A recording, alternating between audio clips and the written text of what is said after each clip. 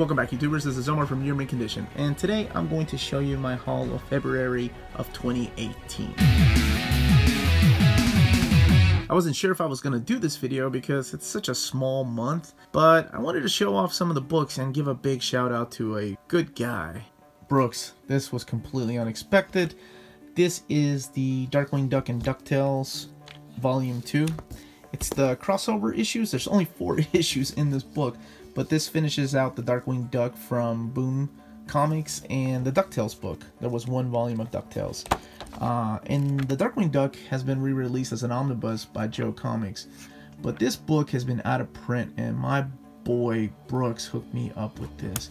I don't know how you did it, I don't know where you found it, but yes, it did manage to cheer me up some, man. Thank you very much. Some of you know I lost my pup towards the middle of February, and it's been kind of a downer, and that was really nice of them to send this to me. Next up is Motor Girl Omnibus. This is probably one of the smallest omnibus I own. It is Terry Moore though, so I had to get it. It's just a little bit over the size of a standard trade paperback, so it's probably the same size really without the hardcover. So it's not oversized art, but for the price I couldn't pass up on it. There was a limited edition of this with a number and everything, but I didn't need it. I think I got it through DCBS. I pre-ordered it for $20. I can't wait to read it because I'm a huge fan of Terry Moore. I know nothing about this, so I went in with a blind buy. Now, what I didn't go in blind buying was this New Mutants Epic Collection.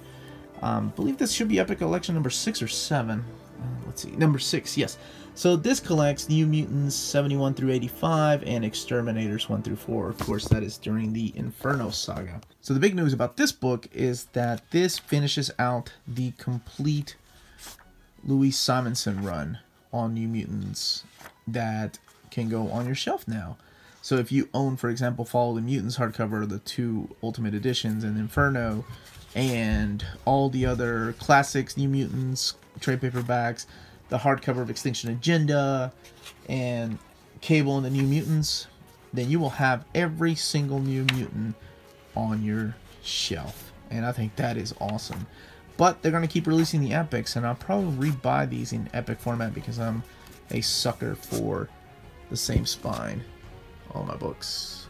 And here we have Nemesis Contract Cable. This is another one of Jose Ladron and Joe Casey's book. Some Terry Cabana stuff, because I think this has some of the crossover stuff. Let's see. Yep, this has Cable 59 through 70 and the Annual 99 and Xmen 45 and 47. So this does contain the crossover. Yeah, this is an awesome time for Cable because it was so unique to me. Because it kind of changed the pacing. The story was a lot different.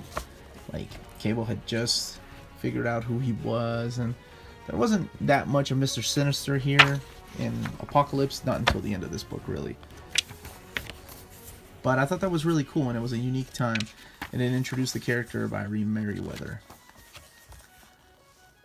Oh yeah, I do remember this issue. This is the crossover with X-Men, The Return of Strife, that somehow manages to come back. I don't think it's ever explained in the book how he did it. Regardless, still a really cool book. And it seems like we're getting a lot of love for the character of Cable this year. Because here in a minute, we'll get to another one. Continuing the love of another character, this is volumes 8 and 9 of Mike Grell's Green Arrow, finishing out his run. I can't believe DC stuck to their guns and actually published an entire run of Green Arrow. Now, my wish is that they will continue this with Chuck Dixon's run. And yeah, get us some of that good Chuck Dixon stuff. Connor Hawk. I will jump in on that in a minute. But yeah, this is the remaining of Mike Grell's run. I've never read this, so really looking forward to it. Speaking of Chuck Dixon, here is Nightwing Volume 7. This collects Nightwing. This is the 90s, early aughts Nightwing. Nightwing 54 through 60, Our World's at War, and Nightwing the Target #1. Now, some of this has already been collected in trade paperback format in the past. but I know for a fact that Nightwing the Target has never been collected. And that's the story that is drawn by the guy that co-created Bloodhaven with Chuck Dixon, Scott McDaniel.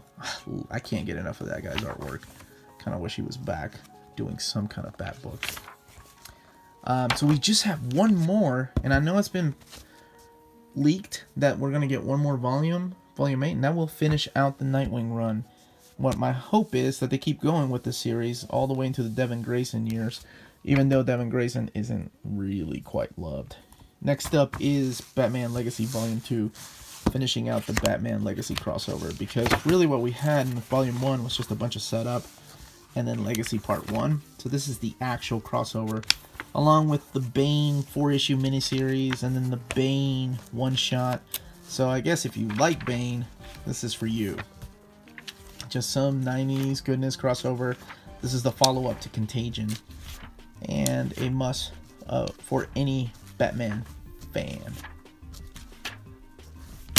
I can't believe we're finally getting this. I know it's not an omnibus, but this is Peter David's Aquaman Book 1. And what this contains is, well, this is Kurt Jarman's artwork right there, so this is Time and Tide. This contains Time and Tide 1 through 4, Aquaman 0 through 8. And this is the first time I remember Aquaman being a complete badass. And you get to find out how the poor guy loses his hand, why he decides to grow a beard. I remember really loving this run. And the sad thing is, I don't think Peter David got to finish it. I think either DNA or somebody stepped in to finish his dangling plot lines. But as long as DC keeps collecting them, and even though it's not in omnibus format, I'll keep purchasing them in the hopes that they will get smart and release an omnibus format. Spoilers, but not really. Remember when I said that wasn't going to be the only Cable in the stack? Well, here you go. Cable and X-Force Onslaught Rising. This was solicited about 4 years ago, and then it got canceled as Cable and X-Force Volume 2. Now it's got a different name, but the same material, so I'm good with that. This collects X-Force 49 through 56, and Cable 29 through 31, and X-Men 14, X-Force Cable Annual Number 95. What's really cool about this is like right after the stuff in the Age of Apocalypse. So you got artwork by Ian Churchill, which I always thought was a really not so great Jim Lee, and then the great Adam Polina. Well, that's what I call him, the great Adam Polina. So it's stuff after the Age of Apocalypse that has never been reprinted before. And I think it's awesome that we're finally getting these books back in a print. It's that 90s goodness and the big awesome crossover with X-Men. And yeah, okay. Maybe he's not as good as Jim Lee, but he can still draw some exciting action poses. Now let's talk about some of the hardcovers that I got. First up is Amazing Spider-Man Worldwide Volume 3. And if you own the Clone Conspiracy, you will probably recognize half of the book in here, because Clone Conspiracy, I think, collects issues 19 through 24. Well, this collects issues 20 through 28 and Annual Number 1. So thank you, Marvel, for letting me double dip in about half of the book. I really love just wasting money like that, but I guess I do because I actually ended up buying this thing. Half of the book is drawn by Stuart Eminem, and things I have not read yet. Looks like the return of Doc Ock. Guess did we really expect that guy to stay dead? And Silver Sable. Interesting. So Dan Slott, even though he's finishing up his run this year, heard Nick Spencer's taking over, so I guess we'll see how that goes. Here is Inhumans versus X-Men hardcover. I could have sworn I picked this up, and maybe I didn't because I was upset that they didn't include Death of X 1 through 4, which is where some of the big parts of this story take place. I don't know. But anyway, I ended up picking it up. I found it at a comic book store for 60% off, so I was okay paying that price for a hardcover, even though it is definitely not the greatest story. As a big X-Men fan, I thought this was kind of one of the most lamest crossovers. But completist, you know, and being weak, I caved in and bought it at 60% off. Our very first Rebirth Volume 2 hardcover is finally here. And this is a huge book for the price of $35. This collects Action Comics 967 to 984. Here. Let's look at the inside. Here's what the inside without the dust jacket looks like. It looks like he's fighting the Eradicator and the Cyborg Superman, Zod.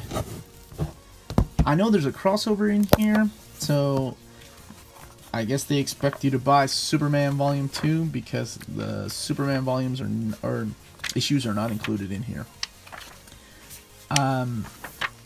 Action Comics is one of my favorite runs in DC Rebirth. I can probably pick out just a couple of books that I haven't enjoyed, but most of the time they've been hitting it out of the park with these Rebirth titles.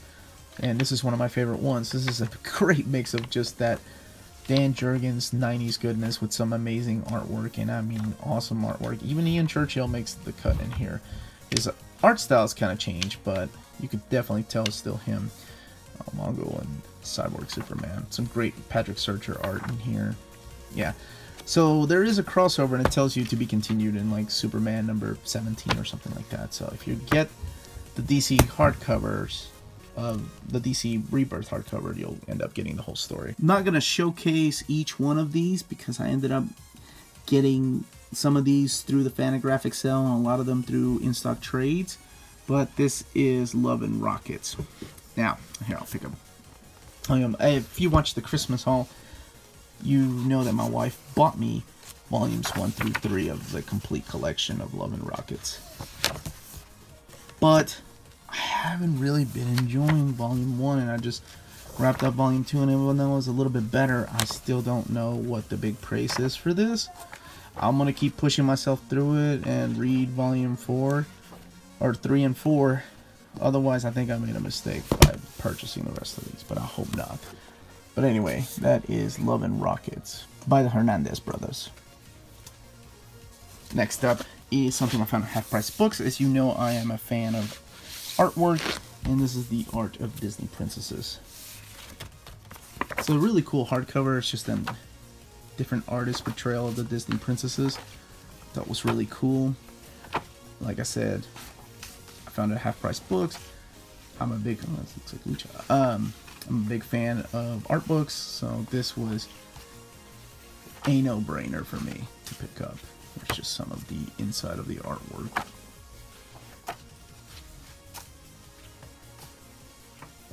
Yeah, they do all kinds of different pictures and paintings and sculptures and photos. Some of them are very unique. But anyway, that's just a small taste. Now, my only omnibus I picked up is Shadowland. Notorious for being one of the worst storylines in Daredevil, as far as the critics think, but I will be the judge of that. I went with the John Cassidy cover, the dust jacket. The inside of the dust jacket is always the same. This Billy Tan artwork. And let's open this up. So this collects the whole Shadowlands events 1 through 5, and it collects Daredevil, I think 501 to 512, and then Daredevil Reborn, and every single of the crossovers. Now, what I did notice when flipping through here is that I like the way that these stories are laid out in the collection. You'll have Shadowland 3, and then you'll have Daredevil 506, then you'll have Shadowland 4, Daredevil, whatever the next Daredevil is. And then before the ending of everything, the Daredevil 512, I believe, after Shadowland 5, is all the crossovers stuff like Power Man and Iron Fist, Moon Knight, Daughters of the Dragon. There's a Ghost Rider in here by Clayton Crane. I know Thunderbolts had a crossover with him. And then you get the kind of like the epilogue, which is the Daredevil 512, and then you get the Aftermath story, and then you get Daredevil Reborn. I have not read much of this. I just read some of Andy Diggle's first few issues, but like I said, I like to be the judge of my own stories. I know like most people don't like it, but Most people don't like Fall from Grace, and I ended up loving that story.